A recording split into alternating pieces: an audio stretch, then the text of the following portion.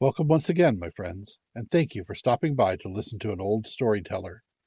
Today we have a Ukrainian tale, and the title of this story is The Straw Ox. There was once upon a time an old man and an old woman. The old man worked in the fields as a pitch burner, while the old woman sat at home and spun flax. They were so poor that they could save nothing at all. All their earnings went in bare food, and when that was gone there was nothing left. At last the old woman had a good idea.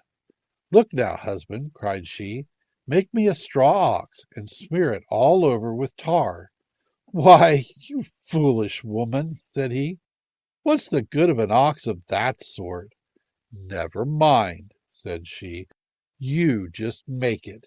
I know what I'm about." What was the poor man to do?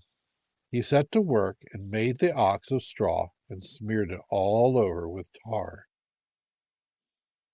The night passed, and at early dawn the old woman took her distaff and drove the straw ox out into the steppe to graze, and she herself sat down behind a hillock and began spinning her flax, and cried, "Graze away, little ox, while I spin my flax. Graze away, little fox, while I spin my flax." And while she spun, her head drooped down, and she began to doze. And while she was dozing, from behind the dark wood and from the back of the huge pines, a bear came rushing out upon the ox and said, "Who are you? Speak and tell me." And the ox said, "A 3-year-old heifer am I, made of straw and smeared with tar."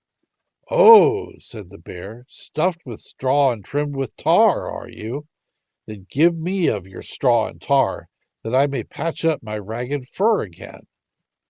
"Take some," said the ox, and the bear fell upon him and began to tear away at the tar. He tore and buried his teeth in it till he found he couldn't let go again. He tugged and tugged, but it was no good, and the ox dragged him gradually off goodness knows where. Then the old woman awoke, and there was no ox to be seen. "Alas, old fool that I am!" cried she, "perchance it has gone home." Then she quickly caught up her distaff and spinning board, and threw them over her shoulder, and hastened off home. And she saw that the ox had dragged the bear to the fence, and in she went to the old man. "Dad, Dad!" she cried, "look, look! The ox has brought us a bear. Come out and kill it." Then the old man jumped up, tore off the bear, tied him up, and threw him in the cellar. Next morning, between dark and dawn, the old woman took her distaff and drove the ox into the steppe to graze. She herself sat down by a mound and began spinning, and said, "Graze, graze away, little ox, while I spin my flax. Graze, graze away, little ox, while I spin my flax." And while she spun, her head drooped down, and she dozed. And lo, from behind the dark wood, from the back of the huge plain, a gray wolf came rushing out upon the ox, and said, "Who are you? Come, tell me." "I am a 3-year-old heifer, stuffed with straw and trimmed with tar," said the ox. "Oh, trimmed with tar, are you? Then give me of your tar to tar my sides, that the dogs and the sons of dogs tear me not." "Take some," said the ox, and with that the wolf fell upon him and tried to tear the tar off. He tugged and tore with his teeth, but he could get nothing off. Then he tried to let go, and couldn't. Tug and worry as he might, it was no good. When the old woman woke, there was no heifer in sight. "Maybe my heifer has gone home," she cried. "I'll go home and see." When she got there, she was astonished, for by the palings stood the ox with the wolf still tugging at it. She ran and told her old man, and her old man came and threw the wolf into the cellar also. On the third day, the old woman again drove her ox into the pastures to graze, and sat down by a mound and dozed off. Then a fox came running up. "Who are you?" it asked the ox. I'm a 3-year-old heifer, stuffed with straw and daubed with tar. Then give me some of your tar to smear my sides with, when those dogs and sons of dogs tear my hide. Take some, said the ox. Then the fox fastened her teeth in him and couldn't draw them out again. The old woman told her old man, and he took and cast the fox into the cellar in the same way.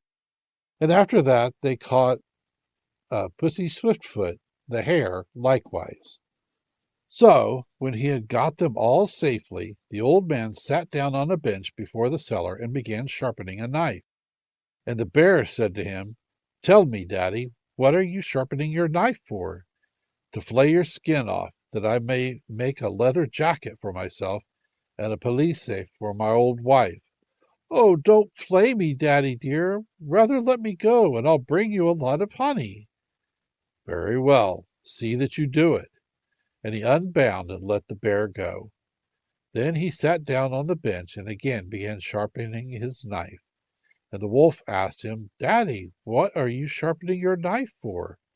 To flay off your skin, that I may make me a warm cap against the winter.